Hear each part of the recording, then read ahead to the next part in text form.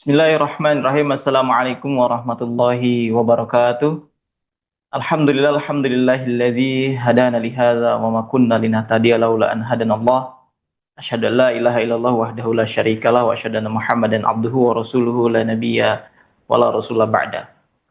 Alhamdulillah, puji syukur kehadirat Allah Subhanahu wa taala. Pada malam hari ini kita berjumpa kembali dalam program Fokus UIY Channel Official.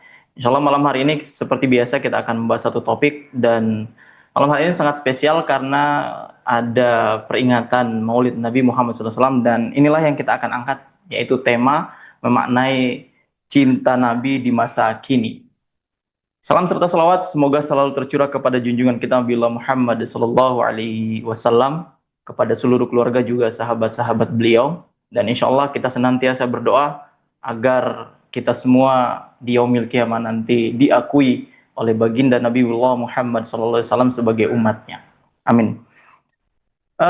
Berbicara tentang Maulid Nabi Muhammad SAW, tentunya Maulid Nabi ini bukan hanya peringatan tahunan saja, tetapi ada banyak hal yang harus kita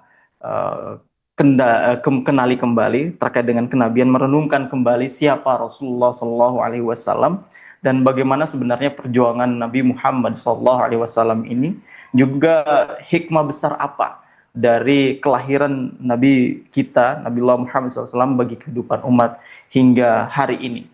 Untuk itu, untuk membahas tema kita malam hari ini, kita sudah bersama dengan 3 orang narasumber kita. Ada Ustadz Yuwana Rian Tresna, seorang pakar hadis insyaallah. Assalamualaikum Ustadz. Waalaikumsalam warahmatullahi wabarakatuh. Alhamdulillah, lama tak jumpa Ustadz. Khair Ustadz. Alhamdulillah. Alhamdulillah. Sekarang masih di Indonesia Ustadz ya? Alhamdulillah. Sudah kembali sekarang. Kemarin. Oh kemarin. Oh gitu. Sudah kembali, Masya Allah. Semoga Ustadz selalu diberikan kesehatan di sana Ustadz. Amin ya rabbal alamin. Amin.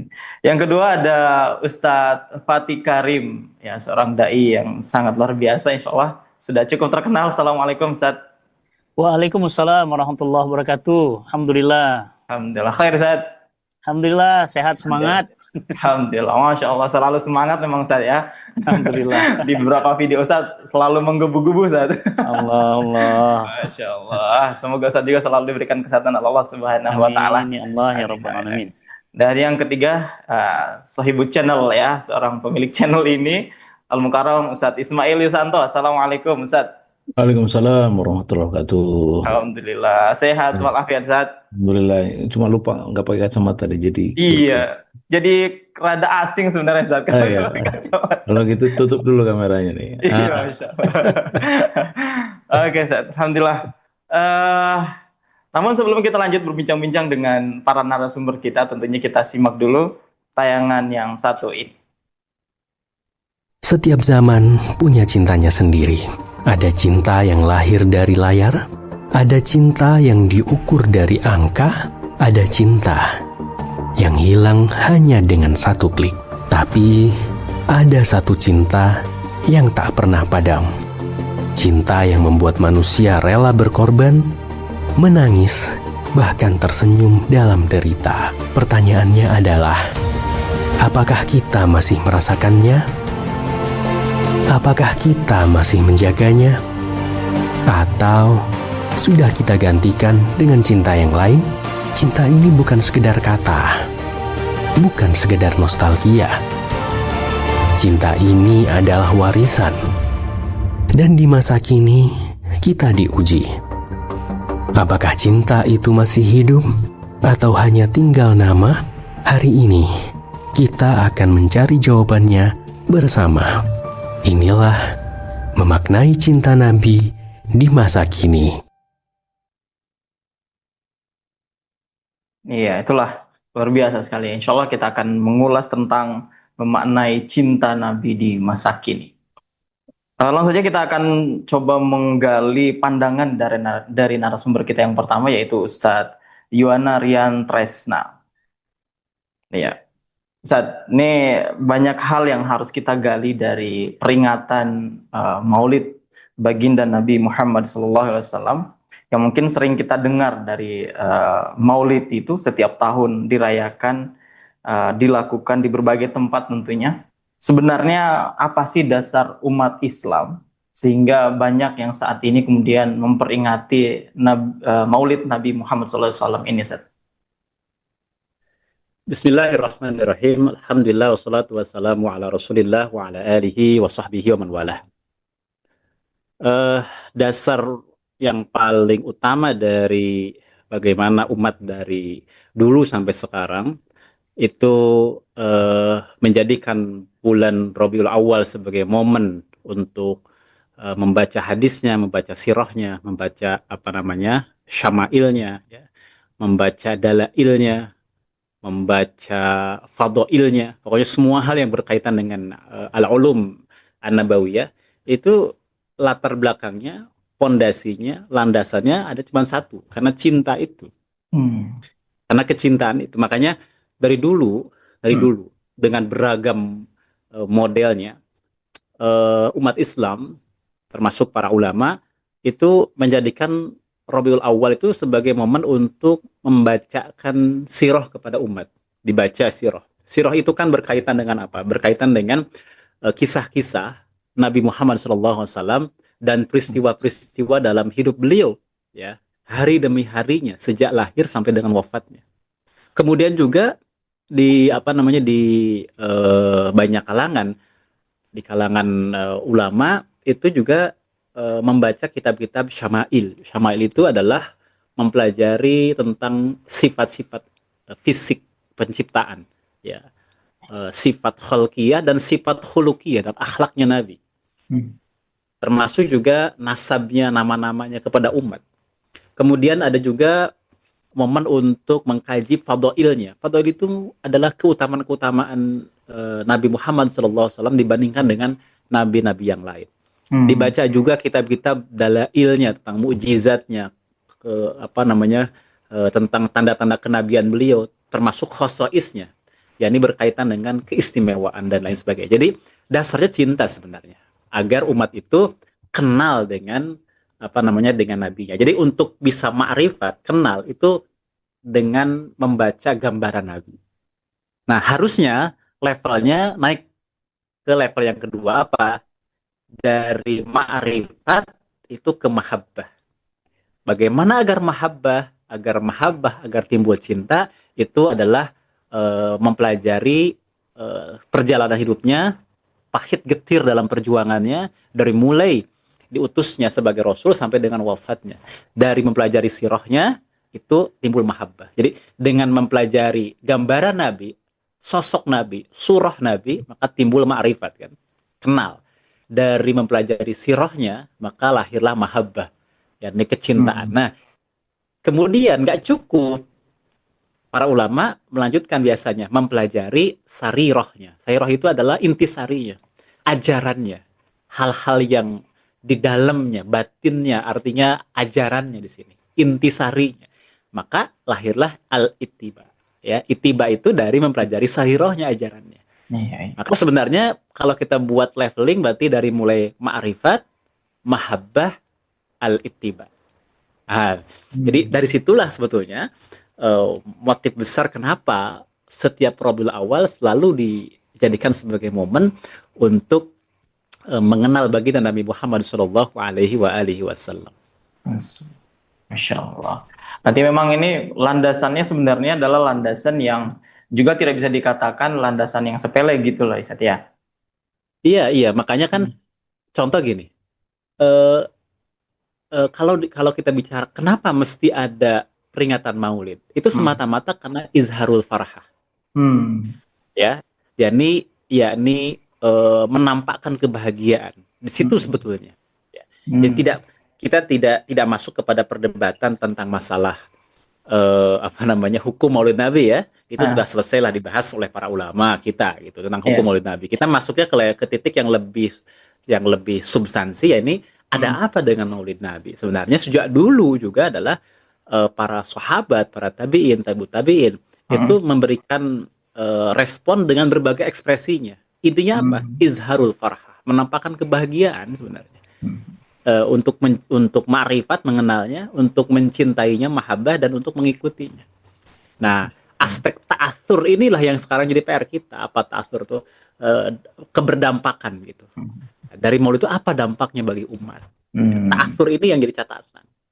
Jadi mungkin Ya. banyak diperingati Maulid tapi tidak berikan dampak. Ada apa sebenarnya? Saya kira ini Nah, yang menjadi PR kita bersama. Masya Allah. Ini yang menarik nih ya. Berarti tidak hanya sekedar mengulang peringatan, tapi tanpa memberikan efek sama sekali begitu ya, Asad ya. Oke, yang kedua, Zat. Nah, dalam momentum Maulid ini kita sering mungkin diingatkan tentang sirah. Ya, tadi Ustadz juga menjelaskan bahwa ada sejarah sirah Nabawiyah gitu. Mengapa sih penting sekali kita mengenal dan memahami perjalanan hidup Rasul? Tadi ada syama'il dan lain sebagainya untuk mengenal hidup Rasul itu pentingnya bagi kita di dalam hidup ini apa sih, Zat? Ya, sirah itu adalah bagian dari hadis Nabi Muhammad SAW. Apa yang kita bahas dari sirah? Sirah itu mengkaji tentang akhbar kenabian. Yani Hmm. membahas tentang akhbarun Nabi SAW. Tentang kabar-kabar kenabian. Wa Hmm. ayamihi, wa layalihi. Siangnya, malamnya kan. Min hinil wiladah, wa hattal wafat. Dari mulai lahir sampai dengan wafatnya. Di situ ada apa? Di situ ada pesan-pesan penting terkait dengan bahwa baginda Nabi Muhammad SAW itu ada satu momen di mana beliau diutus menjadi nabi, diutus menjadi rasul, membawa sebuah risalah, mengemban risalah tersebut, kemudian ada pahit getir dalam perjuangan mengemban risalah itu dengan segala macam tantangannya, dan Rasulullah SAW itu memberikan sebuah pembelajaran yang sangat penting kepada para sahabatnya, yaitu apa? Bahwa risalah ini tidak boleh hanya berhenti di kita saja, tapi bagaimana risalah ini harus sampai kepada seluruh umat manusia. Nah, jadi mempelajari menjadi sirah, ya, mengkaji sirah itu pentingnya adalah agar timbulnya mahabbah kepada baginda Nabi, dan kita tahu bagaimana perjuangan baginda Nabi Muhammad SAW. Makanya kan kitab sirah itu dulunya disebut dengan kitab Maghazi kan sebenarnya. Jadi kitab induk sirah itu hanya dua awal mulanya. Pertama adalah sirahnya Ibnu Ishaq, judulnya Maghazi. Dan sirahnya Imam Al-Waqidi, judulnya adalah Maghazi. Maghazi itu peperangan. Karena memandang atau membaca tentang sirah Nabi, yang paling menonjol dari sirah Nabi itu perjuangannya sebenarnya. Gitu. Bahwa kalau kita baca dalam kitab dalailnya, mempelajari tentang tanda-tanda kenabian, kemujizatan, karomah-karomahnya, keajaiban-keajaiban yang ada di dalamnya, ya. Iya, itu satu hal. Tapi justru kalau kita baca kitab sirah, yang paling menonjol dari perjalanan hidup Nabi adalah perjuangannya. Makanya namanya Al-Maghazi kan. Gitu. Karena itu yang paling menonjol. Nah, dari Maghazi Imam Waqidi kemudian disaring lagi oleh dua imam besar, yakni Imam Ibnu Sa'ad dalam Tobaqotnya dan juga Imam At-Tabari dalam tarikhnya. Maka kitab induk sirah itu menjadi tarikh At-Tabari dan Tobaqot Ibnu Sa'ad. Karena di dalam Al-Waqidi banyak riwayat yang dhaif kan. Nah, dipatenkan lagi oleh dua imam setelahnya. Nah, Maghazi Ibnu Ishaq juga tidak diketahui kitabnya, tapi diriwayatkan kepada Imam Ibnu Hisham. Maka lahirlah Sirah Nabawiyah Ibnu Hisham. Jadi kalau kita mau jujur, ya, bahwa kitab induk sirah yang hari ini tercetak itu 3 kan, yang induk banget itu Sirah Nabawiyah Ibnu Hisham, kemudian Tobaqotnya Ibnu Sa'ad, dan tarikhnya At-Tabari, yang semuanya asal-muasalnya dari Imam Waqidi dan dari Imam Ibnu Ishaq dengan judul Al-Maghazi. Jadi spirit dari sirah itu perjuangan sebenarnya. Jadi kalau kita bicara sirah harusnya melahirkan sebuah mental juang dari umat ini, ya. Makanya kalau kita baca dalam banyak penafsiran para ulama termasuk Imam Ibnu Asyur dalam kitab apa namanya At-Tahrir wa Tanwir ya, ketika berbicara berkaitan dengan apa namanya ketaatan itu keras sekali beliau gitu. Ketika bicara tentang ketaatan ya, tentang perintah untuk menaati Allah dan Rasulnya, misalnya wa'ati Allah wa Rasul la'allakum turhamun dan ayat-ayat yang semisal dengan itu kan banyak sekali perintah tentang menaati Rasul itu. Imam Ibnu Asyur itu dalam kitabnya itu menjelaskan bahwa ayat-ayat tentang perintah ketaatan itu di dalamnya itu sesungguhnya adalah kritik dan celaan yang sangat tegas kepada orang-orang munafik yang enggan berhukum dengan hukum Rasulullah Muhammad Shallallahu Alaihi Wasallam yang justru berhukum kepada hukum selain risalah dari Rasulullah. Makanya Imam Ibnu Asyur bahkan menegaskan bahwa keberpalingan mereka gitu dari berhukum dari hukum Allah dan hukum Rasulullah itu memberikan pengertian kepada kemutafikan mereka dan juga penjelasan akan sifat-sifat mereka. Jadi ayat-ayat tentang perintah taat itu ya oleh Imam Ibnu Asyur dipahami sesungguhnya adalah kritik keras kepada orang-orang munafik yang tidak mau ikut taat pada Nabi. Makanya memang dari mahabbah itu harus naik kepada al-ittiba. Dari kita mencintainya harus mengikutinya. Nah, tadi ketika ditanyakan apa hal penting dari mempelajari sirah, perjuangan. Karena asal muasal dari kitab sirah itu adalah kitab Maghazi tentang perjuangan. Masya Allah. Artinya memang mempelajari sirah nabawiyah tapi tidak melahirkan esensi dari perjuangan Nabi itu sebenarnya dipertanyakan juga nih pelajaran sirahnya begitu ya Ustaz ya. Masya Allah. Iya, karena sirah Nabi Shallallahu Alaihi Wasallam itu sebagian besarnya memuat topik tentang perjuangan. Masya Allah. Karena dari mulai diutusnya baginda Nabi Shallallahu Alaihi Wasallam sampai wafat emang penuh dengan perjuangan kan? Iya Ustaz. Gitu. Masya Allah. Oke, ini hatta sebelum diutusnya di Nabi pun itu adalah disiapkan bagaimana Nabi menjadi seorang yang nanti siap dalam medan perjuangan itu. Masya Allah. Ini jadi catatan bagi kita semua sebenarnya Ustaz. Jadi jangan tiap tahun menamatkan kitab Syama'il, dengan tiap tahun menamatkan kitab sirah terkait dengan perjuangan Nabi, tapi kita sendiri tidak mencerminkan atau tidak memiliki semangat juang sebagaimana semangat juang Nabiullah Muhammad SAW. Oke, Ustaz, insya Allah masih ada satu pertanyaan lagi, tapi kita akan gali setelah dua pertanyaan dari ustadz-ustadz yang lain, dari narasumber kita yang lain, Ustaz. Oke, kita yang kedua, kita beralih ke narasumber kita yang kedua, yaitu Ustadz Fatih Karim. Assalamualaikum, Ustaz. Waalaikumsalam warahmatullahi wabarakatuh. Alhamdulillah. Kalau kita, ya Ustaz, kalau kita bicara tentang Maulid Nabi di zaman sekarang, Ustaz, tentu muncul banyak pertanyaannya. Apa bentuk aktualisasi peringatan Nabi ini yang paling relevan dalam kehidupan saat ini sebenarnya, Ustaz? Ya, alhamdulillahirabbil alamin. Salatu wassalamu ala asrafil anbiya'i wal mursalin wa ala alihi wa sahbihi wasallim. Allahumma shalli wa sallim wa barik ala sayyidina Muhammad wa ala ali Muhammad.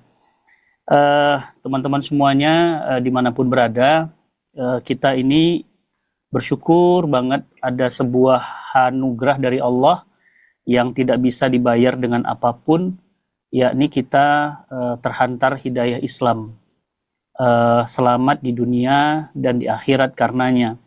Dan siapa yang membawa itu kepada kita bukan saja orang tua kita, tetapi ada yang paling lebih berjasa daripada itu. Beliaulah baginda Nabi kita tercinta, Nabi Allah Muhammad Sallallahu Alaihi Wasallam.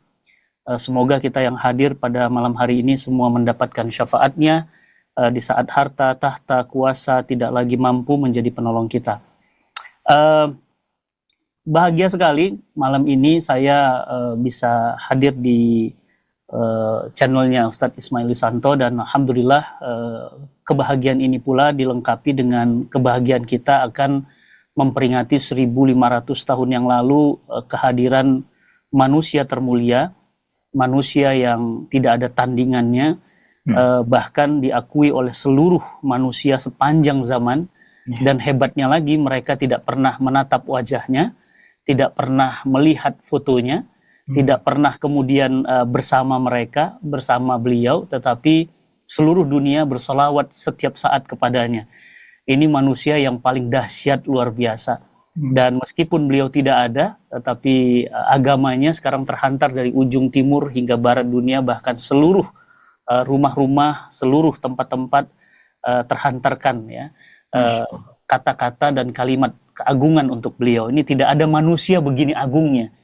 Sampai-sampai diabadikan dalam buku yang ditulis oleh seorang Nasrani, seorang Kristen. Beliau mengatakan ini adalah 100 tokoh paling berpengaruh di dunia. Nomor 1 adalah Muhammad SAW. Di Indonesia luar biasa, dari Sabang sampai Merauke maulid di mana-mana. Ya. Meskipun tadi betul kata Ustadz Yuwana, kalau kita berdebat nggak akan pernah selesai, ya, boleh apa nggak boleh maulid gitu ya, kita nggak masuk ke sana gitu ya, karena kita bukan itu esensinya. Tetapi bayangkan cintanya umat ini kepada nabinya, ya, bayangkan rindunya ya. Saya tadi cerita sama Ustadz Iwana, beliau kita doakan, beliau baru saja berduka kehilangan ibu tercinta, ibu beliau wafat. Semoga Allah lapangkan kuburnya. Amin. Allah jadikan kuburnya taman dari taman-taman surga. Amin. Saya merasakan kehilangan ibu saya 2 tahun yang lalu. Dan perihnya, sedihnya, kehilangannya luar biasa. Dan sekarang saya rindu banget sama ibu saya. Itu ibu ya, yang jasanya melahirkan saya. Nah ini jasanya bukan hanya kemudian membuat kita menjadi manusia, tetapi memanusiakan manusia seluruh dunia. Ini ajaran baginda Nabi SAW. Maka wajar rindunya luar biasa, meluap. Ya, kemarin di Yaman kita lihat sampai ratusan ribu orang berkumpul, kemudian semuanya bersalawat kepada Nabi, kita merinding. Ya. Yaman bisa begitu, kenapa Indonesia tidak bisa begitu? Nah, tapi di tengah kemudian hiruk pikuk peringatan Maulid, ada satu pertanyaan yang kadang-kadang harus final dijawab. Benarkah kita ini cinta sama Nabi? Ya, kalau cinta itu hanya sekedar memperingati lahirnya, ya apa bedanya dengan cinta dengan teman kuliah, teman sekolah yang ya ulang tahun gitu ya, selamat ulang tahun, itu apa bedanya gitu kalau hanya cinta sekedar memperingati Maulid gitu. Bukan itu salah, bukan. Tapi ada yang lebih esensi, lebih dalam lagi. Mari kita tanya, benarkah kita cinta? Ya, benarkah kita rindu sama Nabi? Dulu Ustadz, umat Nabi Muhammad SAW itu di Madinah tuh jumlahnya kecil sekali, ya. Bahkan Gus Dur Abdurrahman Wahid, mantan Presiden Republik Indonesia, Allah yarham, beliau sempat berkata bahwa Madinah itu bukan negara tapi RT RW. Kenapa? Saking kecilnya, saking sedikitnya kekuatan jumlah dari sisi jumlah gitu ya. Tapi dahsyatnya, ya, anehnya, negara kecil itu Madinah An-Nabawiyah itu mampu menaklukkan Persia yang begitu rupa besarnya, ya, 7 juta kilometer, ditambah dengan Romawi yang besarnya 5 juta kilometer. Bisa kebayang negara kecil ini mampu mengalahkan negara yang besar ini. Nah, pertanyaannya, kenapa kita hari ini yang katanya cinta sama Nabi dan kemudian menjaga warisan Nabi, salah satunya Aqsa, kita ini sekarang jumlahnya 2 miliar manusia lebih, tapi tidak bisa mengusir binatang-binatang hina yang bernama Israel laknatullah alaih. Itu kemudian kita tidak bisa usir, padahal sekarang jumlah kita besar, 2 miliar manusia, tapi kita tidak bisa mengusir 20 juta ya, binatang yang hina ini. Nah, pertanyaannya, terus cintanya sama Nabi itu di mananya gitu? Di part apa yang membuktikan cinta pada Nabi? Bukankah Nabi kita itu Isra, ya, bahkan Mi'raj itu di Mekah kemudian ke Palestina, Aqsa itu adalah tanah Mi'raj. Pertanyaannya, apa bukti cintanya? Dan Ustaz, yang lebih mengagetkan lagi, Muslim terbesar di dunia itu Indonesia. Dewan Masjid Republik Indonesia memberitakan 72% umat Islam Indonesia nggak bisa baca Quran. Allah. Besar Ustaz, ini bukan angka main-main. Ini yang ngomong Dewan Masjid Republik Indonesia. 72% umat Islam Indonesia tidak bisa baca Quran. Pertanyaan saya, benarkah kita cinta pada Nabi? Bukankah warisan Nabi itu Quran? Bukankah yang menyelamatkan kita, bahkan Nabi katakan lan tadilu abadan, itu Quran dan Sunnah. Lah, bagaimana kita cinta sama Nabi, tapi Nabi nitip sebuah warisannya nggak bisa kita baca. Oh. Dan bukan 1-2 orang, bukan 1-2 juta, Iya. 72%, berarti 100 juta lebih penduduk Indonesia nggak bisa baca Quran. Hmm. Nah, Ya. yang jadi pertanyaan, terus bukti cintanya di mana gitu? Hmm. Kadang-kadang kita mikir, apakah cinta itu hanya sekedar maulid? Apakah cinta itu hanya sekedar tadi membuka baca buku sirah saja misalnya? Hmm. Atau lebih dalam daripada itu? Kemudian mencintai Al-Qur'an, kemudian menjadikan Al-Qur'an itu bagian dari gaya hidup kita, bahkan hidup bersama Quran, menjadikan Quran itu way of life. Ini kan yang nggak terjadi hari ini. Dan ini berarti dipertanyakan, benarkah cinta kita pada Nabi? Jadi kalau sekarang saya melihat maulid bagus, cuma levelnya udah, alhamdulillah saat ya, saya udah 46 tahun hidup, kayaknya maulid gitu-gitu aja gitu ya. Ya, jadi maulid itu ya sekedar begitu saja. Kayaknya maulid harus ada seremonial. Harusnya sih 45 tahun, 46 tahun saya hidup di dunia ini setidaknya mungkin ada level yang naik level gitu ya. Dari mulai hanya sekedar seremonial naik jadi komitmen baru umat ini, yakni mengambil warisan Nabi untuk dijadikan pedoman hidup beliau, yakni Quran dan Sunnah. Karena hanya itu yang kemudian membuat kita selamat di dunia dan di akhirat. Tidak ada yang lain. Dan terakhir saat itu hebatnya Rasulullah SAW, ketika Al-Quran selesai diturunkan, Rasul pun wafat. Apa pelajarannya? Kadang-kadang kita mikir, oh berarti nggak ada artinya hidup ini tanpa dakwah. Karena hidup ini dua, dakwah dan Quran. Dakwah dan Quran. Berarti kalau Quran selesai, aku juga pulang ya gitu. Jadi hidupku ini untuk dakwah dan Quran. Nah pertanyaannya, kalau kita cinta sama Nabi kita, apakah kita juga melakukan hal yang sama dengan yang Nabi kita lakukan? Ini yang kemudian menjadi pertanyaan mendasar gitu.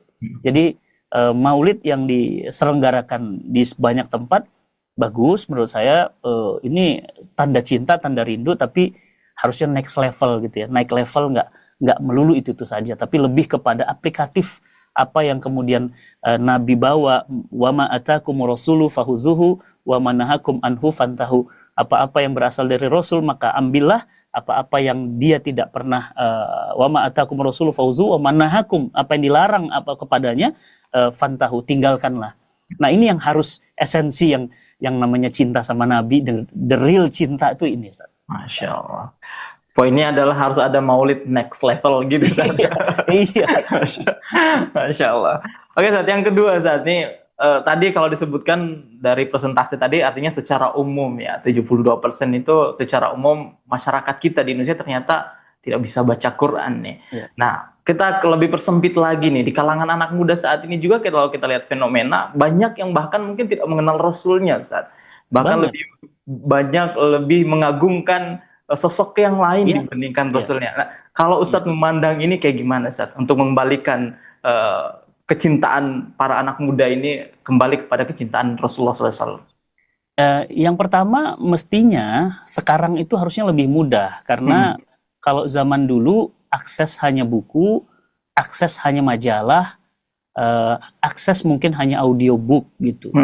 Kalau sekarang itu akses itu bisa AI, bisa sosial media, bisa YouTube. Artinya sebenarnya ada apa? Kenapa kemudian umat Nabi ini, terutama kalangan muda, itu bahkan tidak hafal nama-nama para sahabat gitu.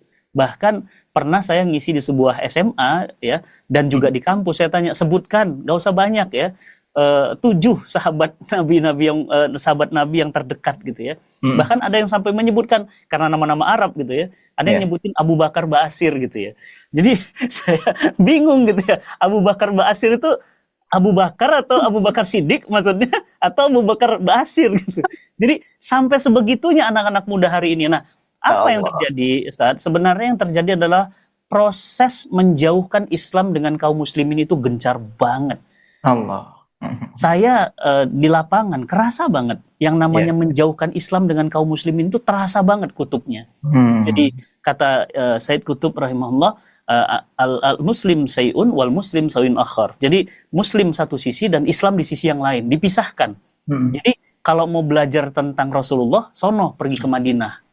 Di London nggak ada. Sono kalau belajar tentang apa namanya, tentang Rasulullah di Jepang nggak ada, adanya di Madinah, di Mekah gitu. Nah, sekarang kita semua yang hadir hari ini sedang berusaha mendekatkan Islam dan kaum muslimin ini agar Islam itu terinstal dalam benak umat Islam ini, terinstal sempurna.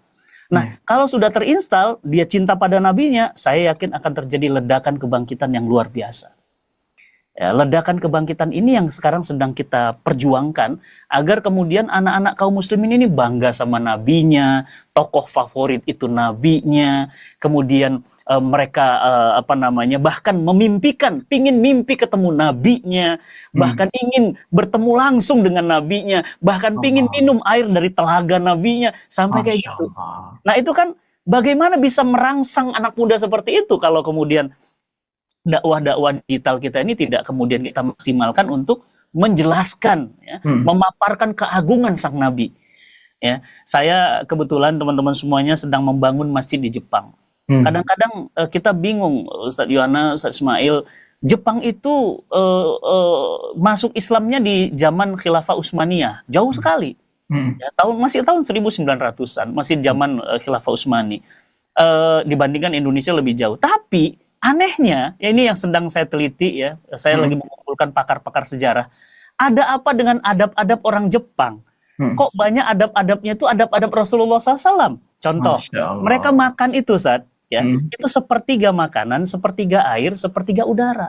Itu ajaran siapa? Iya. Ya, kemudian, ajaran lagi mereka contoh ya, ajaran mereka itu sangat cinta kebersihan. Sangat bersih, bahkan cari tong sampah aja susah. Itu ajaran siapa? Ajaran Rasulullah. On time. Nggak bisa. Makanya tadi karena saya kebiasaan interaksi sama Jepang, kita janji jam berapa tadi? Jam 8. Saya 16 berapa tadi? Berarti 15 menit 16. Sebelum dimulai, ya 7.45. Saya udah di sini. Masya Allah. On time. Kenapa? Bukan karena Jepangnya, tapi Rasul mengajarkan on time. Gitu. Tepat waktu, penuhi akad gitu. Kemudian misalnya lagi ajaran kesungguhan, ya, kesungguhan, kedisiplinan, ya, bahkan kejujuran. Ini barusan saja Perdana Menteri Jepang mengundurkan diri. Masya Allah. Kenapa Perdana Menterinya mengundurkan diri? Karena saya gagal membawa negeri ini menjadi negara yang ekonominya lebih stabil. Mundur. Saya kira tadi Menteri Dalam Negeri ini, Ustaz. Ini langsung Perdana Menterinya, bayangkan, baru saja tadi. Jadi Perdana Menterinya langsung membukukan badan dan dia bilang, saya mengundurkan diri, saya malu karena negara yang saya cintai ini saya tidak bisa bawa ke taraf yang lebih hebat. Di negara yang lain kita lihat ada yang bahkan bukan sekedar malu tapi buat malu gitu ya, buat malu, dan itu nggak tahu malu, dan sayangnya dia Muslim. Pertanyaannya, di mana identitas kenabian yang pernah diwariskan oleh nabinya? Allah. Tapi dia kemudian memperingati Maulid, kan aneh, gitu loh. Greget rasanya gitu ya.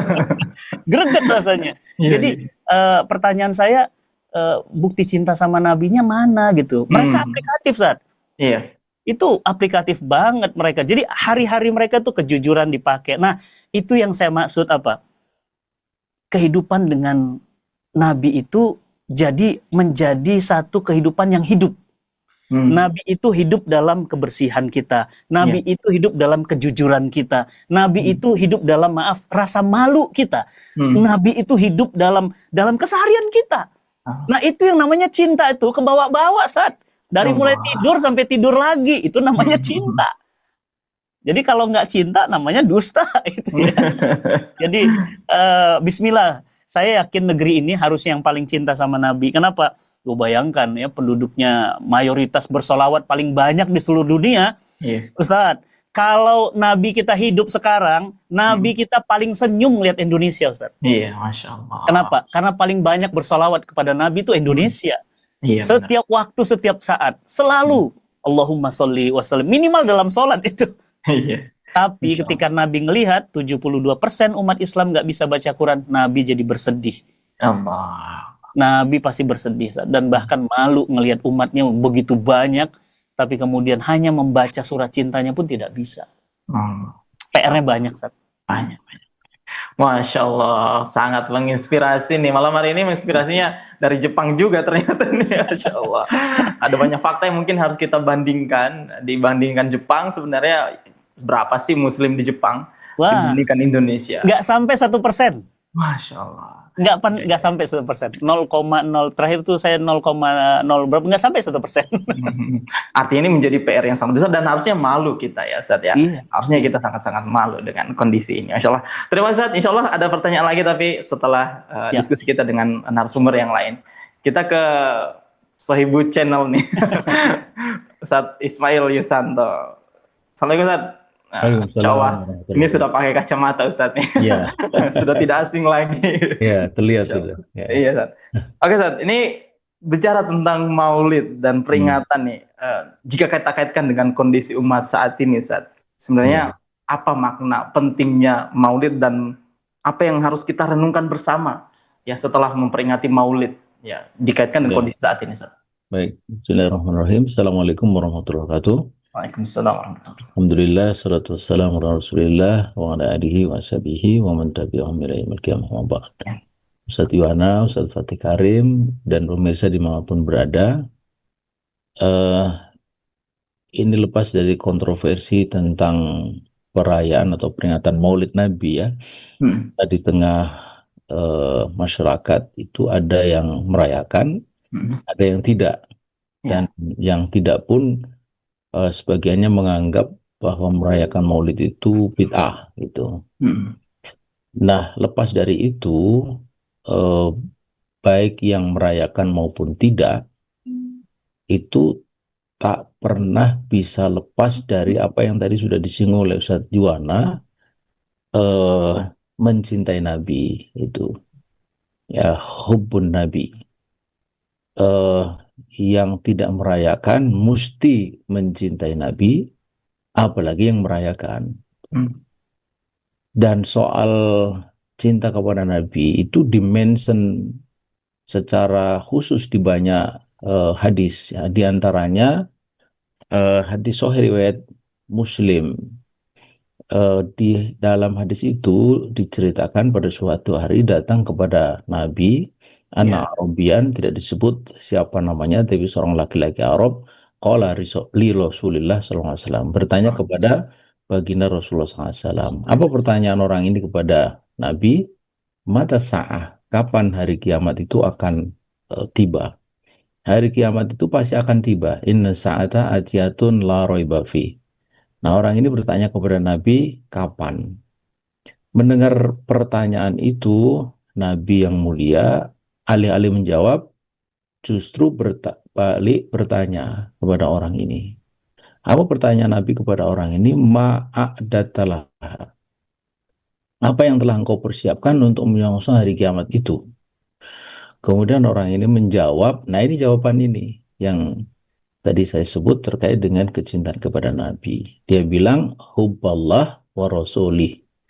Jadi yang dia sudah persiapkan untuk menyongsong hari kiamat itu adalah mencintai Allah dan Rasulnya.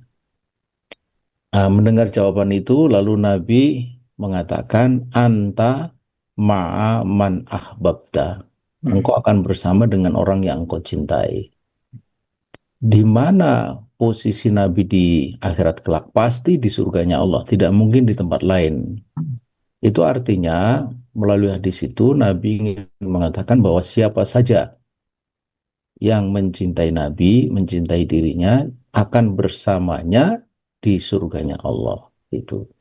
Jadi dari sini tampak oleh kita bahwa soal mencintai Nabi itu sesuatu yang amat sangat penting. Karena itu berulang saya mengatakan bahwa penting ini hari kita menilai apakah kita ini sudah termasuk orang yang atau termasuk kategori orang yang mencintai Nabi.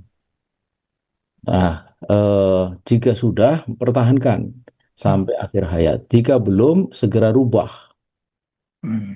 Mumpung masih ada kesempatan untuk masuk kategori orang yang betul-betul mencintai Nabi. Caranya bagaimana ya? Tentu saja dengan memperhatikan atau melihat apa ciri atau tanda atau bukti orang itu mencintai Nabi. Tadi sudah disebutkan bahwa mencintai Nabi itu tanda utamanya adalah ittiba kepadanya, dan ini sekaligus juga tanda cinta kita kepada Allah, sebagaimana Allah Subhanahu wa taala katakan di dalam surat Ali Imran ayat 31, Qul in kuntum tuhibbunallah fattabi'uni, gitu. Katakanlah kalau engkau betul-betul cinta kepada Allah, maka ikutilah aku, ittibalah kepadaku. Dengan, kalau dalam istilah Imam Ibnu Katsir itu hakul ittiba. Tuh. Dengan ittiba yang benar-benar atau yang sungguh-sungguh atau sungguh-sungguh ittiba. Apa ini maksud dengan hakul ittiba? Imam Ibnu Katsir mengatakan hakul ittiba itu maknanya adalah mutabi'an lahu fi amrihi wa nahihi. Mengikuti Nabi di dalam perintah dan larangan. Itu makna hakul ittiba. Dan kata Imam Katsir, kalau orang mencintai Nabi tapi tak mau ittiba kepada Nabi, atau ittiba tapi tidak hakul ittiba, maka kata beliau fahuwa kadhib. Maka orang seperti ini dusta. Gitu. Nah, ittiba kepada Nabi itu tampak tampak di mana? Tampak di dua unsur penting pada diri seorang manusia atau pada diri seorang muslim. Yang pertama adalah pada cara berpikirnya. Cara berpikir seorang yang mencintai Nabi itu mengikuti ajaran Nabi. Cara berpikir Islam, cara berpikir yang berdasar kepada ajaran Islam atau risalah Islam. Itu penting sekali, karena orang itu nanti berbuat tergantung kepada pikirannya. Nah, apakah ini hari ada orang Islam yang dia berpikir tidak berdasar ajaran Islam? Ada, bahkan banyak. Tuh. Ada orang Islam berpikir sekuler, baik bercorak kapitalis maupun sosialis, bahkan komunis.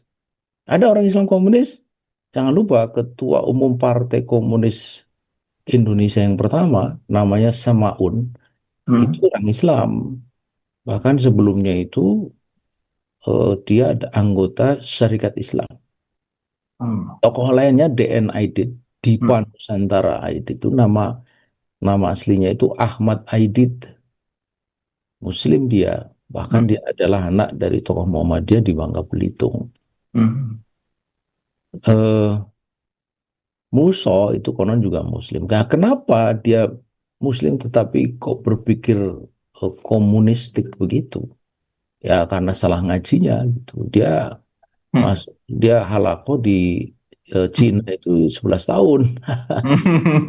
Kalau Musa itu 13 tahun di Rusia gitu.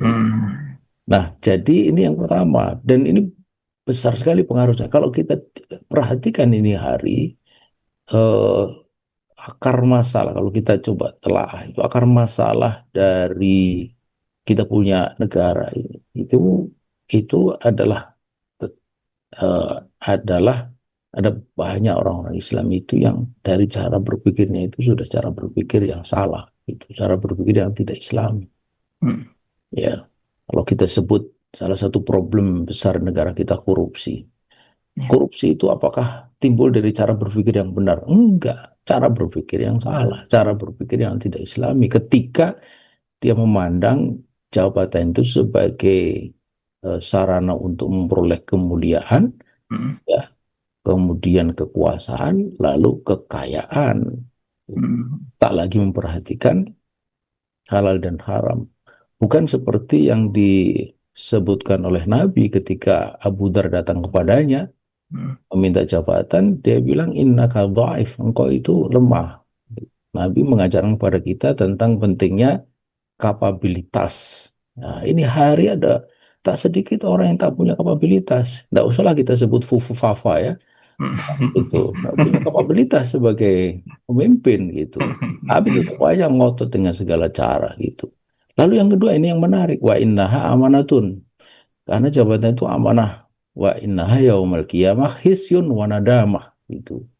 Jabatan itu di akhirat itu hanya akan menjadi kehinaan dan penyesalan.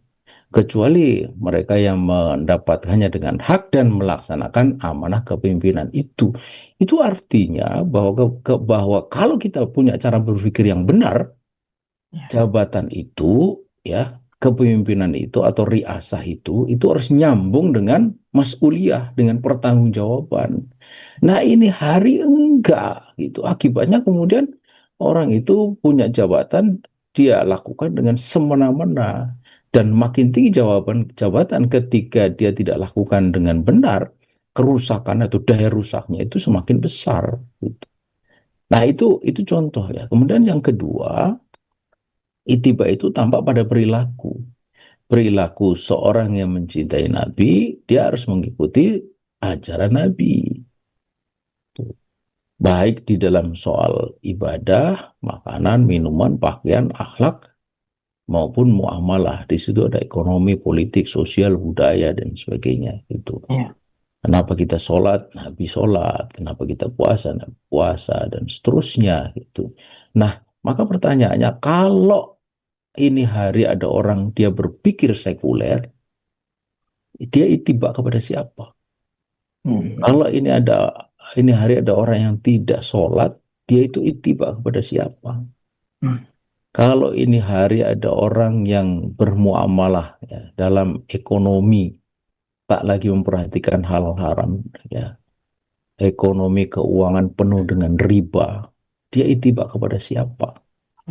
Sebab dalam keseluruhan hidup Nabi, ya, muamalah itu selalu mengikuti ketentuan yang telah digariskan di dalam risalah ini. Begitu juga di dalam politik. Kalau dalam sepanjang kehidupan Nabi itu tidak pernah Nabi itu berpolitik tidak atas dasar Islam dan tidak untuk Islam. Karena itu kalau ada ini hari orang berpolitik tidak atas dasar Islam dan tidak untuk Islam, dia itu tiba kepada siapa? Itu. Jadi kalau ditanya apa relevansi dari cinta kepada Nabi ini hari, di situ letaknya. Jadi kalau kita ini menghayati betul makna dari cinta kepada Nabi, bentuk utamanya adalah ittiba kepadanya dengan hakul ittiba, mestinya tidak ada orang Islam di negeri ini yang keluar dari ajaran Nabi. Baik dalam kehidupan pribadi, keluarga, maupun kehidupan masyarakat dan negara itu. Nah, ini hari sekali lagi kita menyaksikan keruwetan negara ini itu timbul gara-gara apa? Gara-gara pemimpin-pemimpin negeri ini yang notabene Muslim itu tidak mengikuti ajaran Nabi, tidak ittiba kepada Nabi dari cara berpikirnya maupun perilakunya itu. Karena itu maka perayaan Maulid itu penting untuk apa? Mengingatkan tentang pentingnya tadi ittiba itu. Cuma sayangnya peringatan tinggal peringatan, sebagaimana juga ibadah yang lain. Puasa tinggal puasa, haji tinggal haji. Loh, haji itu jelaskan di sana itu intinya tauhid. Ketika melempar jumroh itu memerangi setan, melawan setan untuk taat kepada Allah. Jadi hidup ini kan esensinya itu tunduk kepada Allah melawan setan. Tapi apa yang terjadi? Coba itu penyelenggara haji mengkorupsi dana haji. Jadi apa arti melempar jumroh di sana? Ya sekedar melempar batu saja gitu. Melempar dinding. Tak lebih daripada itu. Jadi ibadah itu hanya kulitnya saja. Dia tidak ditangkap substansinya. Puasa itu kan meninggalkan yang halal, bukan meninggalkan yang haram. Karena kalau meninggalkan haram itu udah biasa. Meninggalkan yang halal supaya apa? Kalau meninggalkan yang halal bisa, apalagi meninggalkan yang haram. Tapi ketika itu tidak dihayati, akhirnya jadi seperti ini. Jadi ini persoalan besar. Ya. Bagaimana peringatan Maulid Nabi itu dihadirkan di dalam sebuah suasana yang substansial atau esensial, khususnya pada semangat untuk ittiba kepada Nabi yang tercermin pada pola pikir dan perilaku mengikuti ajaran Nabi yang mulia. Begitu. Masya Allah, ini perlu banyak direnungkan oleh kita semua saat Ya, ini ya, Ustaz. Ya, Ustaz. Pertanyaan yang kedua, Ustaz. Tadi ya, Ustaz Yohana juga sudah menyinggung bahwa hmm, esensi dari kelahiran Nabi sampai wafatnya Nabi hampir semua itu dipenuhi dengan perjuangan. Nah, ya, kira-kira dari banyaknya perjuangan Rasulullah SAW, ya, kira-kira yang relevan dengan saat ini ya, ya, untuk kita petik dalam perjalanan beliau ya. dalam perjuangan itu apa aja, Hmm. Ustaz? Nah, bentuk kita cinta kepada Nabi berikutnya setelah ittiba itu adalah melanjutkan perjuangannya. Iya. Para ulama itu sering mengatakan hayatul Rasul, hayatul dakwah. Kehidupan Rasul itu kehidupan dakwah. Karena dalam seluruh kehidupan Nabi, sejak dari awal sampai akhir, itu tak pernah dia itu tidak di dalam dakwah. Hmm. Tidak pernah off. Lampu ada on off. Tapi dakwah tidak ada itu on off. Dia selalu on. Nah, maka begitu pula semestinya hayatul muslim, hayatul dakwah. Kehidupan seorang muslim, kehidupan dakwah. Itu. Kalau tidak dakwah, lalu kita untuk apa? Kalau kita tidak mendakwahkan Islam, kita akan mendakwahkan sesuatu selain Islam, atau setidaknya membiarkan dakwah selain Islam itu berkembang. Hmm. Ada ungkapan yang menarik. If you choose not to plant the flower on your garden, ya, kalau Anda itu tidak menanam bunga di pekarangan, then weeds will grow without encouragement. Maka Hmm. akan tumbuh di sana rumput liar itu. Jadi kalau kita itu tidak mengisi hidup kita dengan pikiran dan perbuatan sesuai dengan ajaran Nabi, maka yang ada adalah pikiran dan perbuatan yang tidak sesuai dengan ajaran Nabi. Itu sudah jamak itu. Jadi kalau gelas itu tidak diisi air ya diisi udara, gitu saja gitu. Ya. Kalau pekarangan tidak ditanami eh, Bunga. bunga, ya akan tumbuh rumput liar gitu. Allah. Kalau kita ini tidak memperjuangkan Islam, maka kita pasti akan memperjuangkan sesuatu selain Islam, atau setidaknya membiarkan sesuatu yang selain Islam itu berkembang. Allah. Karena ketidakrelaan kita terhadap sesuatu yang tidak Islami itu berkembang, Hmm. ketidakrelaan kita kepada sesuatu yang tidak Islami berkembang itu dengan kita memperjuangkan Islam. Hmm. Itulah kalau kita tidak memperjuangkan Islam, itu artinya kita itu rela di pekarangan kita itu tumbuh rumput liar itu. Ya Allah. Karena itu maka dakwah itu tidak bisa tidak. Itu dakwah Hmm. itu ekspresi yang paling nyata dari kecintaan kita kepada Nabi, melanjutkan perjuangan Nabi. Kenapa dulu Muhammad Al-Fatih itu begitu semangatnya? Karena dia ingin mewujudkan bisaroh Nabi. Ini bentuk cinta yang lain lagi.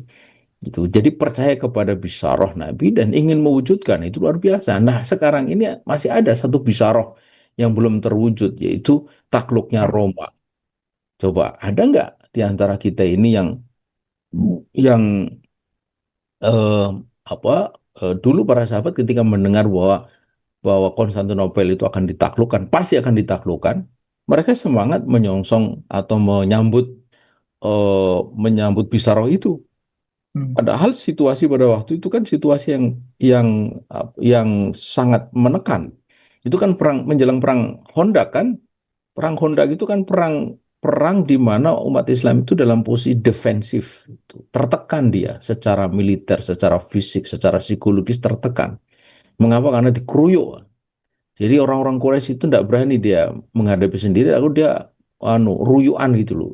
Jadi kalau bahasa anak muda dulu itu kalau kelahi itu satu-satu. Nah, ini hari kelahi itu tawuran.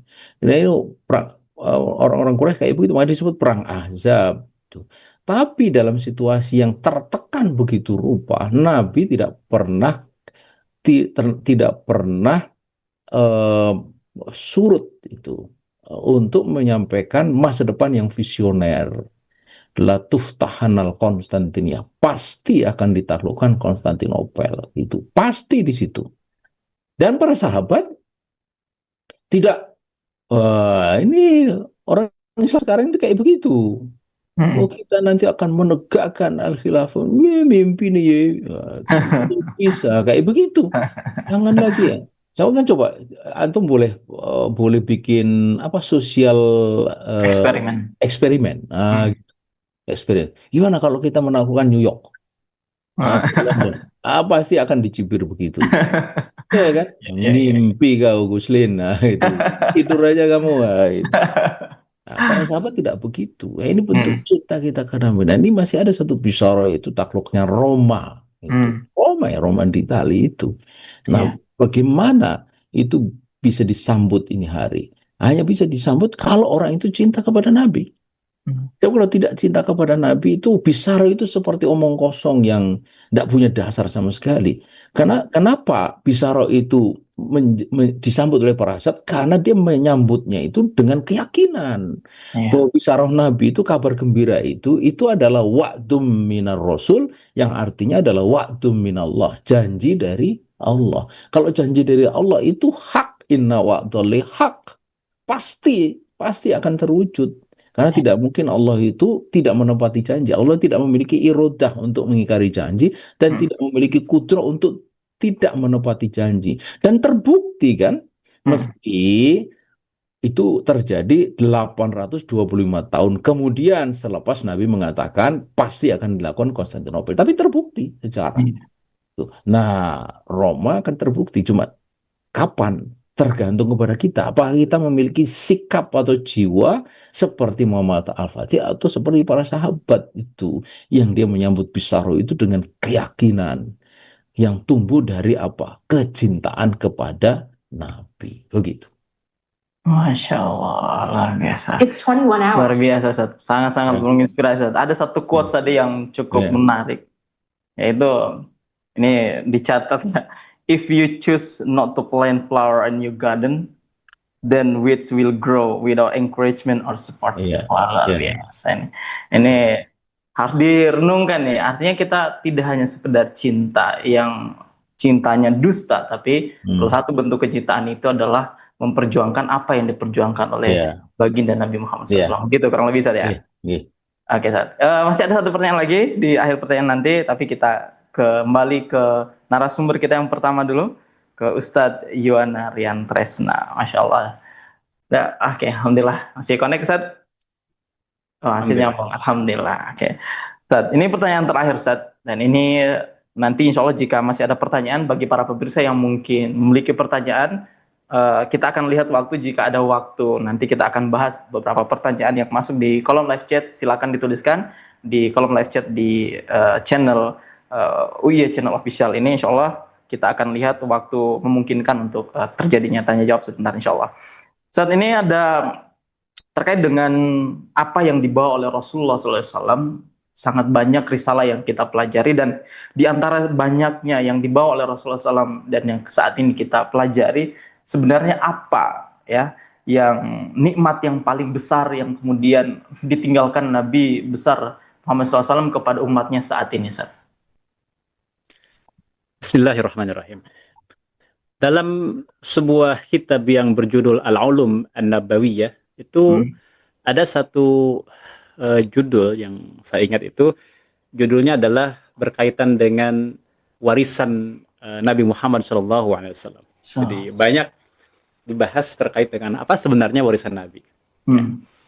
Dan di antara warisan Nabi itu di antaranya adalah Al-Quranul Karim. Di samping juga adalah ilmu yang kemudian ada pada para ulama. Makanya dikatakan kan al-ulama warasatul anbiya. Nah, ulama itu adalah pewaris para nabi, yakni ilmunya kan. Kemudian yang kedua adalah Alkitab, yakni Al-Quran Al-Karim. Itu adalah warisan bagi Nabi Muhammad SAW. Yang berikutnya adalah apa yang beliau sabdakan, apa yang beliau perbuat, dan apa yang beliau takrir, beliau setujui. Itu yang disebut dengan hadis Nabi Muhammad SAW. Nah, itu semua adalah berkaitan dengan warisan Nabi Muhammad SAW. Jadi secara ringkas, dari banyak sekali warisan baginda Nabi adalah yang pertama tentu adalah Al-Quran, yang kedua adalah Sunnah, yang berikutnya adalah ilmu, ya. Seperti dikatakan misalnya dalam Al-Quran surah Ali Imran ayat 164, ya, Hmm. Disebutkan di sana kan laqad mannallahu 'alal mu'minina id ba'atsa fihim rasulam min anfusihim yatlu 'alaihim ayatihi Hmm.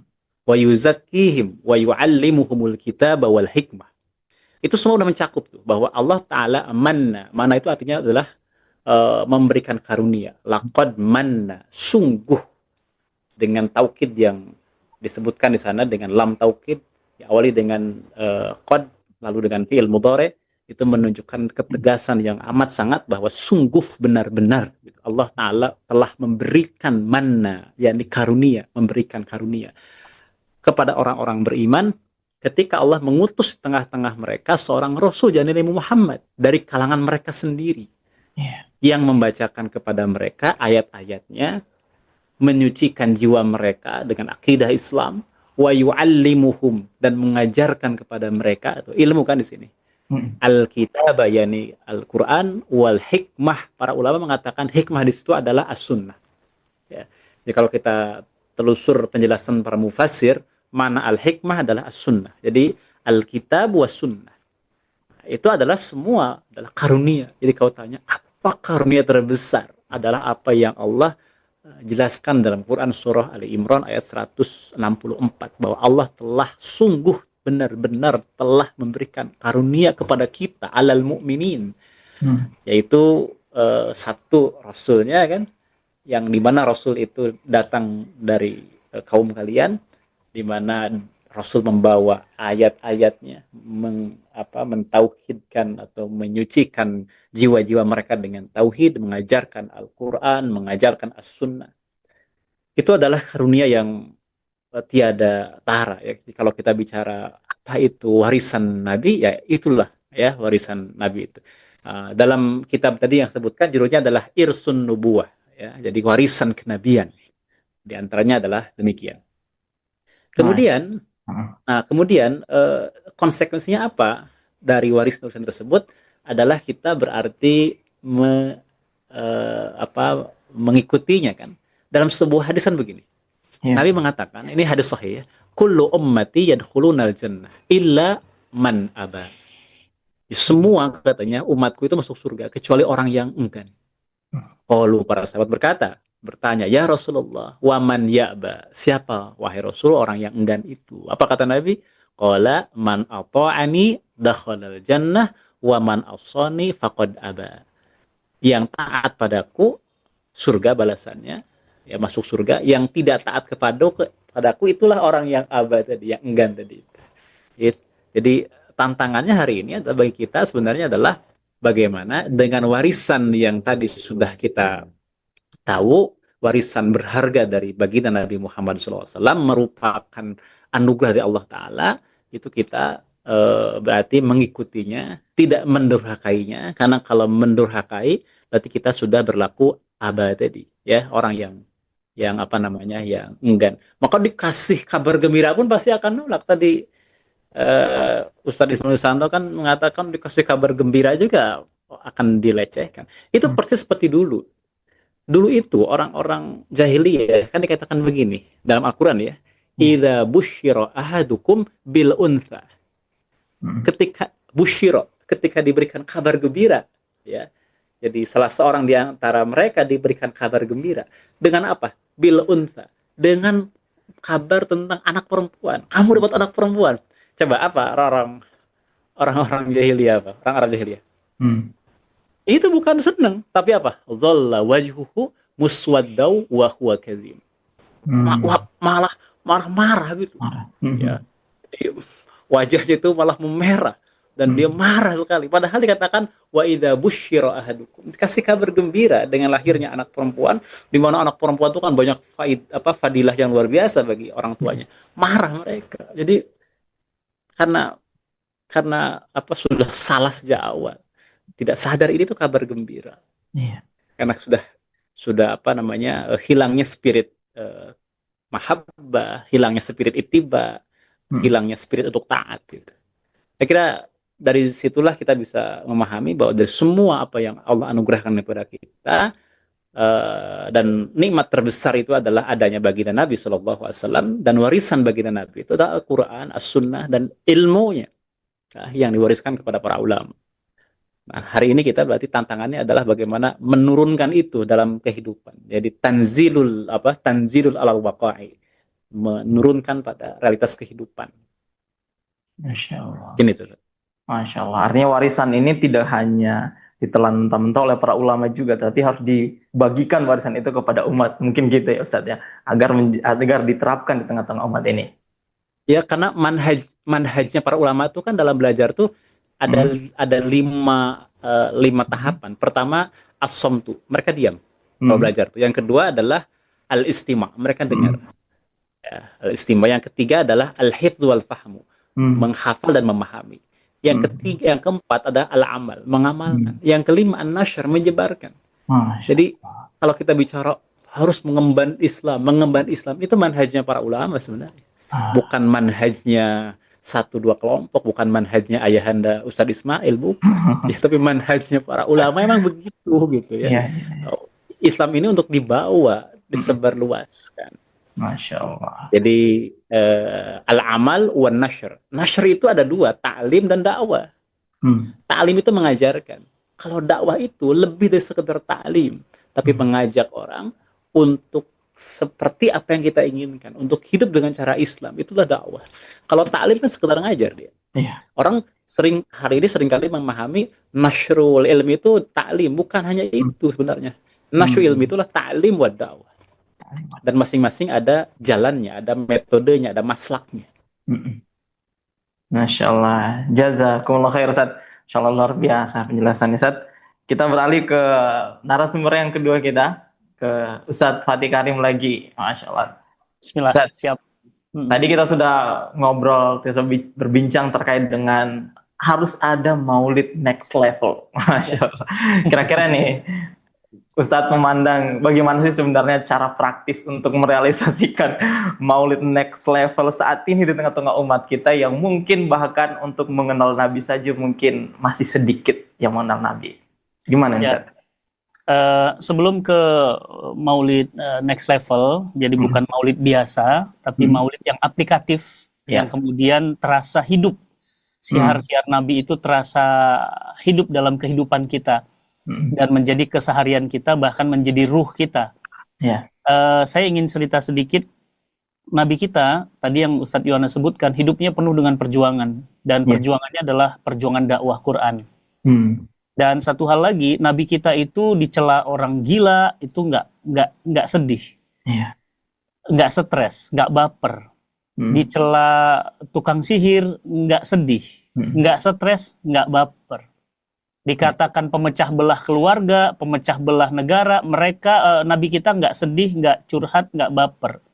Tapi Nabi jadi baper banget, jadi curhat banget, jadi sedih banget, justru ternyata gara-gara umatnya.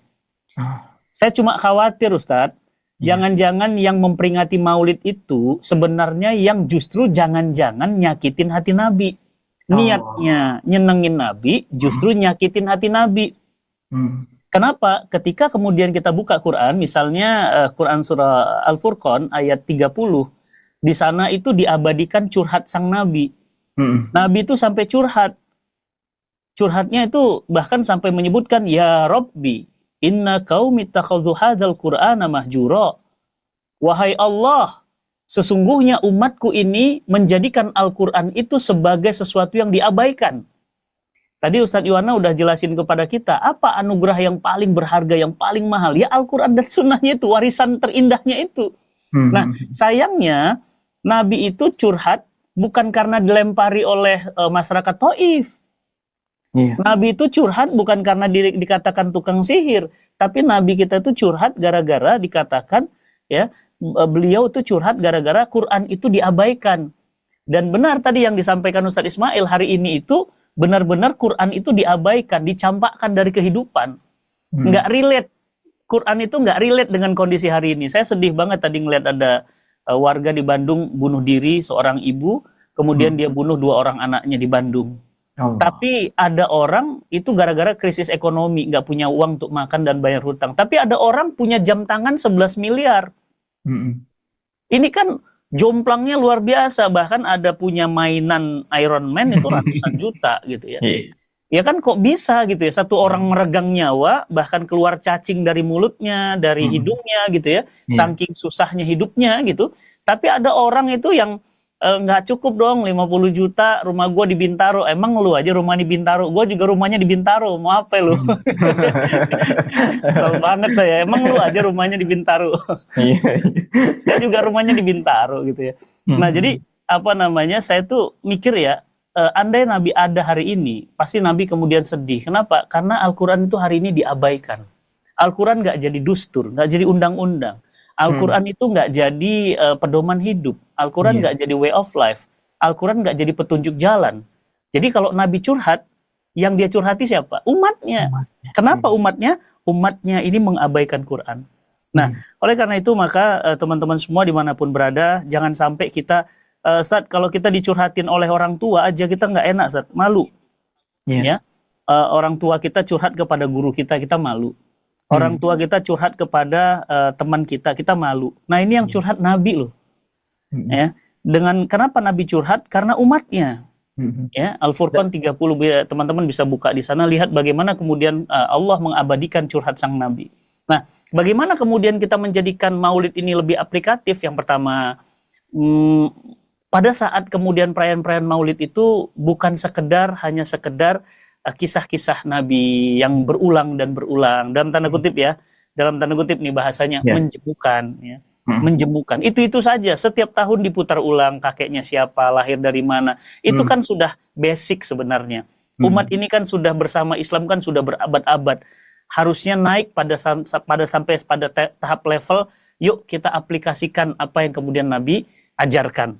Jadi di tabligh akbar, di tausiah-tausiah, kemudian di video-video atau tausiah konten-konten yang disampaikan langsung aplikatif.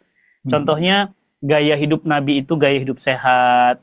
Kemudian bagaimana Nabi itu bersikap kepada istri, ya, jangan mukulin istri. Istri juga gitu, bagaimana istri kemudian dicontohkan, istri yang baik itu seperti apa yang Nabi ajarkan. Jadi hidup. Jadi menjadikan kalau bahasa Ustadz Yona tadi itu membumikan Quran dan Sunnah itu dalam kehidupan sehari-hari. Nah itu yang saya maksud the next level tadi. Nah, dan saya yakin kalau itu kita bisa terus ubah cara pandang baru terhadap Maulid, saya yakin akan terjadi banyak perubahan. Saya masih ingat banget saat ketika saya dulu menyampaikan riba haram gitu ya. Itu waktu itu saya ngisi di Bank Indonesia, di bank-bank swasta di seluruh Jabodetabek. Wah itu dianggap asing tuh, saya diboikot dan dikatakan ustadz radikal yang tidak boleh diundang. Nah sekarang justru gelombang anti riba itu membesar. Iya. Artinya apa? Kalau tidak dimulai maka tidak akan ada perubahan. Nah saya berharap di sini teman-teman yang nonton, wah masya Allah ya, tadi saya lihat 1.500 orang, bahkan tadi pernah peaknya di 1.700 orang gitu. Nah itu saya berharap mudah-mudahan tontonan kita hari ini tuh bisa kemudian kita ikut mendorong terjadinya perubahan Maulid ya, Maulid kemudian lebih aplikatif ya, kalau istilah anak-anak sekarang ya, Maulid the next level, artinya bukan Maulid biasa tetapi Maulid yang lebih kemudian menghidupkan rasa cinta, rasa rindu dan ingin mengamalkan apa yang Nabi kita lakukan. Qul in kuntum tuhibunallah fattabi'uni yuhibbukumullah wa yaghfir lakum dzunubakum. Katakanlah, jika engkau mencintai Allah maka ikuti aku, maka Allah akan mengampunimu dan akan menghapus semua dosa-dosamu. Ini kabar gembira dari Allah untuk kita semuanya. Ingin diampuni dosanya, ingin kemudian kita dimuliakan, maka ikutilah Nabi kita sallallahu alaihi wasallam. Allah a'lam bishawab. Masya Allah, jazakallah khair.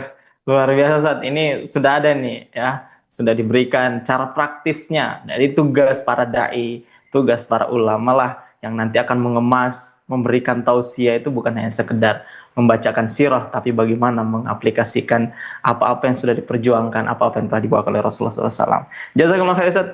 Kita bersama malam hari ini mendiskusikan ini. Kita lanjut ke narasumber kita terakhir, Al-Mukarram Ustaz Ismail Yusanto. Assalamualaikum Ustaz. Apakah masih kan? Oh ya, alhamdulillah. Waalaikumsalam. Iya Ustaz. Kembali lagi Ustaz. Ini pertanyaan penutup kita malam hari ini. Tadi Ustadz sudah berbicara tentang visi besar Nabi kita, Nabi Muhammad SAW terkait dengan membimbing umat, memperjuangkan apa yang telah diperjuangkan. Lalu kira-kira apa yang bisa dijadikan arah perjuangan umat saat ini agar ketika berjuang, ketika mengemban amanah yang besar ini tidak kehilangan orientasi? Apa yang harus, visi itu, apa arah perjuangan itu yang bisa kita ambil dari Nabi kita, Nabi Muhammad SAW? Iya, tadi sudah disebut ya, hayatul Rasul, hayatul dakwah. Ya. Hmm. Maka hayatuna, hayatul Muslim, hayatul dakwah. Kita harus punya satu keyakinan yang paripurna, yang tuntas bahwa tidak ada kemuliaan kecuali dengan Islam. La izzata illa bil Islam. Kemana kita akan mengadu setelah sosialisme, apalagi komunisme runtuh, ditinggalkan oleh para pemeluknya. Di dunia ini hanya tinggal Korea Utara dan Kuba yang masih setia kepada sosialisme. Bahkan Cina yang komunis saja, sosialis kok. Yang komunis saja itu sudah meninggalkan sosialisme, dia menuju kapitalis. Jadi kemana kita akan maju setelah sosialisme runtuh dan kapitalisme mulai atau makin nampak kerusakannya atau kebobrokannya. Coba apa yang bisa diharapkan dari sebuah peradaban yang bahkan sekarang ini sudah tidak lagi mengenal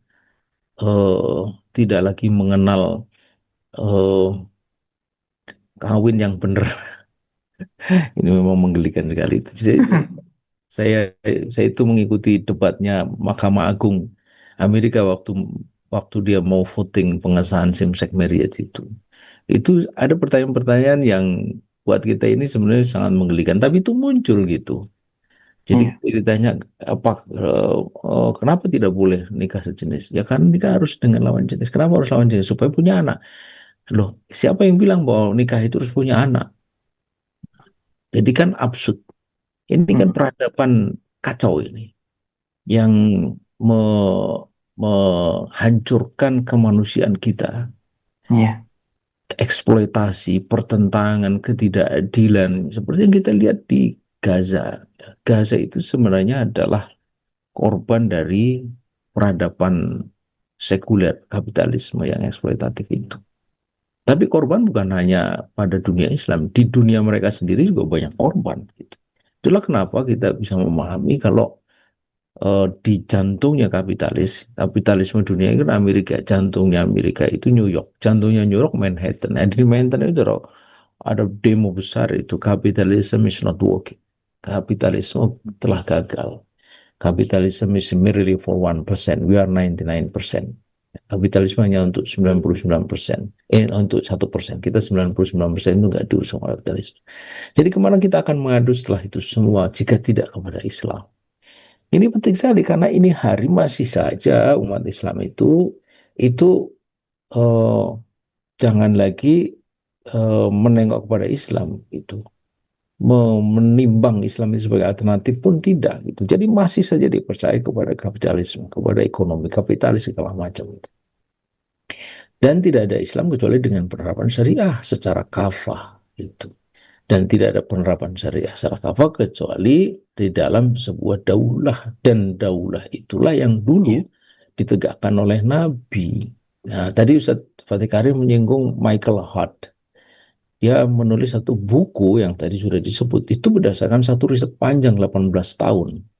Kata dia, subjektivitasku sebagai seorang Nasrani keturunan Yahudi ingin menempatkan Yesus nomor 1. Yesus di dalam list itu nomor 3 di bawah Newton. Nomor 1 memang Nabi. Tapi kata dia objektivitasku harus menempatkan Nabi nomor 1 karena Nabi ini memimpin keluarga, Yesus tidak.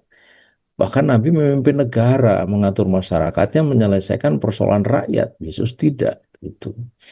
Jadi negara itu tinggalan Nabi, itu adalah sunnah kalau pakai istilah yang sedang populer sekarang. Sunnah Nabi yang paling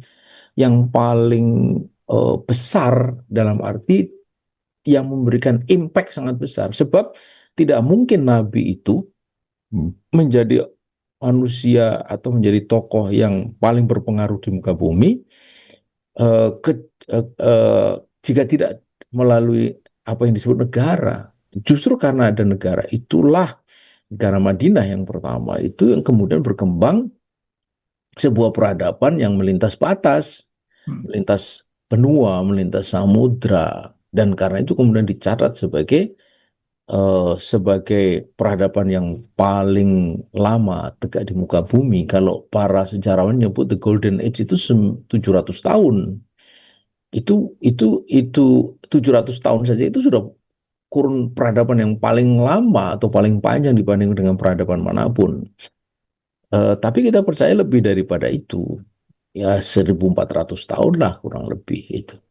Nah, jadi ini harus menjadi keyakinan kita yang paripurna dan tidak akan pernah tegak syariah secara kafah itu di dalam sebuah daulah itu kecuali melalui dakwah. Karenanya maka cinta kita kepada Nabi diwujudkan dengan kesertaan kita, keistiqomahan kita di dalam dakwah ini. Karena dakwah inilah eh, metode yang diajarkan kepada Nabi untuk menyelesaikan berbagai persoalan. Persoalan sumber daya manusia melalui dakwah. Ya, selain pendidikan tadi sudah disebut. Kemudian menghadapi musuh-musuh ya dengan dakwah gitu. Kalau perang itu hanya menundukkan, tapi kalau dakwah itu mengajak, merangkul, merubah. Nah, memang Islam juga mengenal perang itu. Itulah jihad. Makanya kemudian Islam berkembang melalui dakwah dan jihad. Tuh. Dakwah merubah, jihad menaklukkan.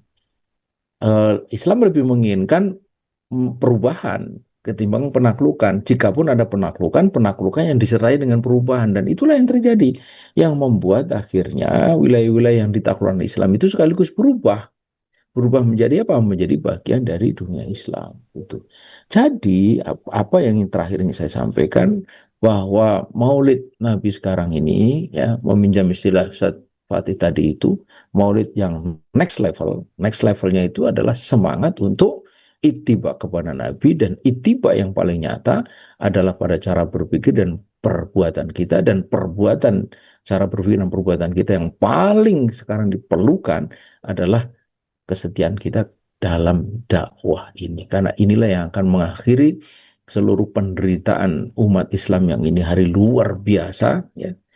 Begitu rupa harkat martabat umat Islam khususnya di Palestina itu direndahkan, padahal kehormatan umat Islam itu atau satu umat Islam itu luar biasa di hadapan Allah Subhanahu wa taala, sebagaimana tampak dalam hadis itu, la zawalud dunya ahwanu indallahi min qatli muslimin min qatli muslim. Hancurnya dunia itu lebih remeh di sisi Allah ketimbang terbunuhnya, tewasnya seorang muslim. Itu ini hari, tiap hari kita saksikan itu di Gaza itu 10, 20, 30 segala macam itu. Nah, jadi dakwah itu yang akan mengakhiri, karena dakwah itu yang akan mewujudkan kembali kehidupan Islam, menyatukan kembali umat Islam, dan dengan persatuan umat menjadi kuat, dan dengan kekuatan itu umat Islam bisa menegakkan syariahnya secara kafah, bisa melindungi harkat, martabat, dan kehormatan umat Islam, bukan hanya umat Islam, tetapi juga umat manusia secara keseluruhan yang ini tercabik-cabik, ya, terrusakkan, ya, tergerus, terhancurkan, ternistakan oleh peradaban sekuler, materialistik, kapitalistik. Demikian, insya Allah. Insya Allah, Masya Allah. Jazakallah khair, Ustaz. Ya. Karena waktu sangat membatasi kita, Ustaz, kita langsung saja closing statement masing-masing dari narasumber. Kita mulai dari Ustaz Yohana. Silakan, Ustaz, closing statementnya. Baik, hal yang patut kita renungkan di momen yang sangat spesial ini adalah berkaitan dengan posisi Rasulullah SAW sebagai uswatun hasanah. Yang kita baca dalam Al-Quran bahwa Rasul itu sebagai uswah hasanah bagi kita semua. Laqad kana lakum fi Rasulillahi uswatun hasanah. Nah, yang harus kita renungkan adalah uswah hasanah dalam hal apa? Jawabannya dalam semua hal. Karena beliau mencontohkan dalam semua hal. Jadi uswah hasanah dalam ibadah, muamalah, dalam sholat, dalam jihad, dalam munakahat, dalam siasah. tidak membeda-bedakan. Jadi semuanya adalah harus kita contoh. Karena baginda Nabi SAW memberikan contoh bagaimana ibadahnya, bagaimana manasik haji, bagaimana sholatnya, bagaimana akhlak yang harus kita tunjukkan. Dan pada diri Rasulullah terdapat akhlak yang agung kan. Wa innaka la'ala khuluqin azim. Kemudian juga dalam keluarga, bagaimana sebagai suami dan seterusnya, dalam ekonomi, ya, bagaimana keadilan ekonomi, keseimbangan ekonomi, bagaimana harta tidak beredar di antara orang-orang kaya saja, dalam kepemilikan dan lain sebagainya. Dalam bidang politik misalnya, kita bisa belajar dalam bagaimana Rasul membangun negara Madinah, apa itu Wathiqoh Madinah, bagaimana supremasi hukum yang ditegakkan dalam hubungan luar negeri juga demikian, dalam jihad dan lain sebagainya. Saya kira renungan terpenting kita adalah merenungkan kembali apa makna uswah hasanah itu, dan pada bidang apa saja umat Islam ini hari ini masih punya PR di situ. Mana yang sudah kita ikuti, mana yang umat ini masih jauh dari uswah, dari teladannya Rasulullah Shallallahu Alaihi Wasallam. Termasuk yang tadi Ustaz sampaikan adalah dalam hal dalam hal publik, ya, dan ini berkaitan dengan kewajiban kifayah bagi umat ini kan untuk menerapkan Islam. Dan hari ini kewajiban kifayah kita belum terwujud, padahal kata para ulama kewajiban kifayah itu tidak akan gugur kecuali setelah ditunaikan. Itu jadi ungkapan yang salah adalah ketika mengatakan bahwa wajib kifayah itu adalah idza qoma bihil ba'du saqata anil baqin. Kalau ada yang melakukan, maka yang lain gugur. Oh enggak. Yang benar adalah idza aqamahul ba'du saqata anil baqin. Ketika sebagian telah selesai menunaikan, maka gugur bagi yang lain. Beda antara qama dengan aqama, ya.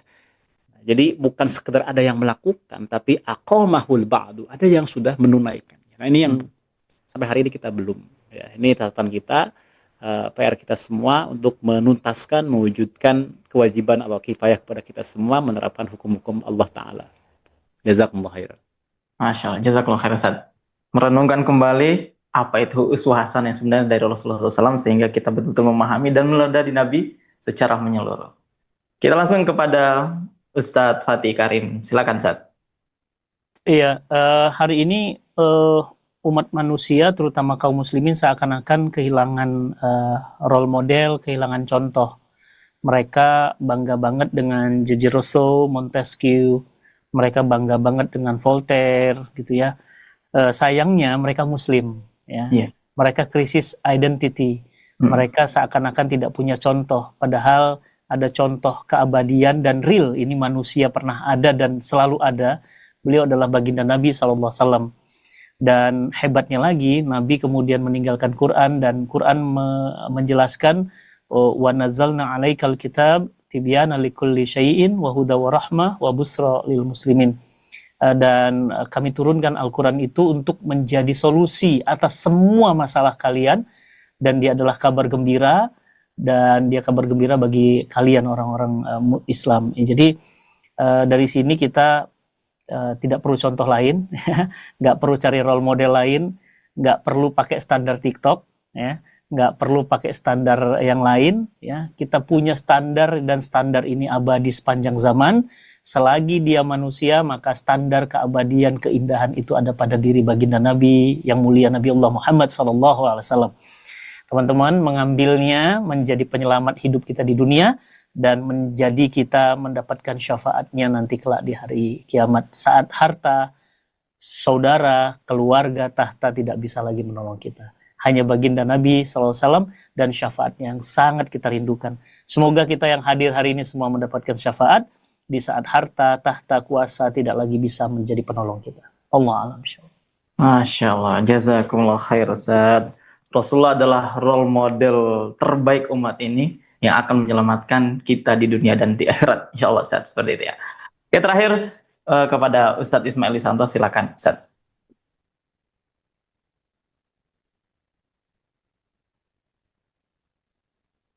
Iya, kepastian bahwa kita ini betul-betul mencintai Nabi itulah yang akan membawa kita penuh harapan untuk akan bersamanya di surganya Allah nanti.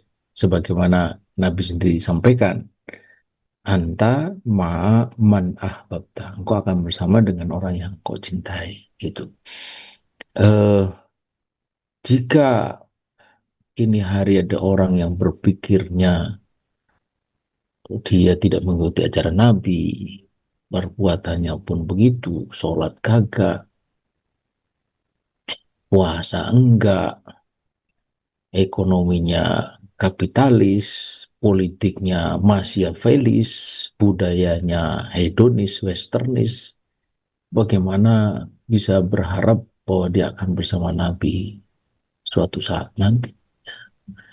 Ini saya kira perkataan Nabi yang sangat sangat sangat dalam, pendek tapi sangat dalam. Engkau akan bersama dengan orang yang engkau cintai. Dan kita semua ini melakukan mengkaji sakufa Islam agar kita berpikir dan bertindak sesuai dengan ajaran Islam. Lalu kita terlibat dalam dakwah istiqomah sampai ini hari. Itu tak lain didorong rasa cinta kita kepada Nabi, dan karenanya maka kita tentu berharap mudah-mudahan Allah Subhanahu wa taala perkenankan kita bersama Nabi insya Allah di surganya. Demikian. Masya Allah. Engkau akan bersama dengan orang yang engkau cintai. Dan jika kita benar-benar mencintai Rasulullah SAW, maka bukti cintanya adalah menjalankan syariat yang telah dibawakan oleh baginda Nabi besar Muhammad Sallallahu Alaihi Wasallam.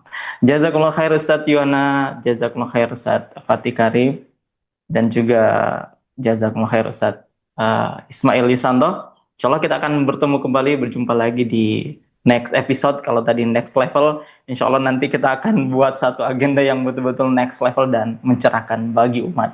Kami juga mengucapkan jazakumullah khair kepada seluruh pemirsa malam hari ini yang telah menemani. Jangan lupa like, comment, share, dan subscribe bagi yang belum subscribe channel ini. Insya Allah banyak sekali ilmu di channel ini dan juga banyak insight yang bisa kita pelajari.